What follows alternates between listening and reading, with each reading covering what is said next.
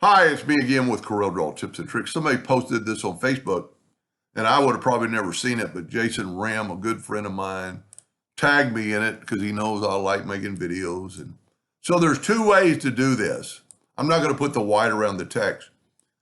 I need to look back before I started this video and find out when the perspective tools started. So we're just going to get this in there. And I want to zoom in as close as I can get so I'll be able to see it. And I've got my text selected. I'm going to go to Object and Perspective and add perspective. Now what I wanted to do first. This will make life so much easier. Take that and let's give me some something to go by. I'm going to go to Effects and Contour. I'm going to contour the inside, 0.101 ought to be good. I'm going to go ahead and go break the contour apart. That way I've got this another set of lines to kind of go to. Now in the deal, there's a graphic before it and a tail afterwards. And we can do both of those. So we're going to grab that again and go to Object and add perspective. And then we're going to go to about like right there. That way it'll leave some area for graphic. And you could put a line. We could go even more. And then you could just go down to that line and that line. And you have a pretty good perspective. Now, a lot of times when I go off of it and zoom in, I've lost that perspective. And it just doesn't work because you're adding a new perspective. So let's just back up here.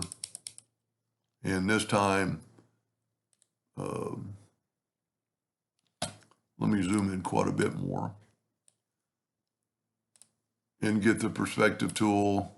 So just remember when you're doing this to be where you can see all the corners. I'm just going on this one, I'm just going to put it in that corner because they can figure out how much space they need.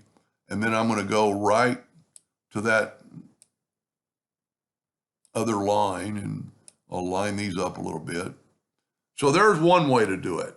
And then you take that one line array and you've got some edging around it. The other way to do it is the envelope tool. So if you don't have the perspective and if you got an old version of Corel, this time we're going to go, I need to still contour it. I'm the world's worst about shutting down Dockers. Now I'm going to actually show you how you don't have to break that apart. You can fill that in with the nudge tool and move it over. So that's a smaller one. Now, it will not envelope inside of that. And we want to leave some space for the other graphic. So we're going to go like right there. And then I'm going to hit the plus key on the keyboard. And I'm going to make, Control D. A lot of times my plus key doesn't work. Now take the Smart Fill tool and fill that in. And notice I'm nudging the whole time because I want it right back in my banner. Now I can take my wordage and go to the envelope tool and go create envelope from that shape. And look at that. Now, shift select that one and go EC. And then we could take these bars away. And look at that. And see, I've got and I could have, maybe that should be the contoured one. Looks like I went right to the edge. No, I must have picked the wrong one. So here, if we take away that inner box,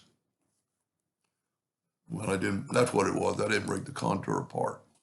You get rid of the inner box. So that way you've got an edge all the way around. You still have room for your graphic. And of course, if you were going to print this, you'd want to turn it black, that line black, and make it something other than a hairline. There we go. Make it something other than a hairline. If you're going to engrave it, you wouldn't do that. But anyway, there's two ways to do it. Hope that helps somebody someday, and thank you for watching.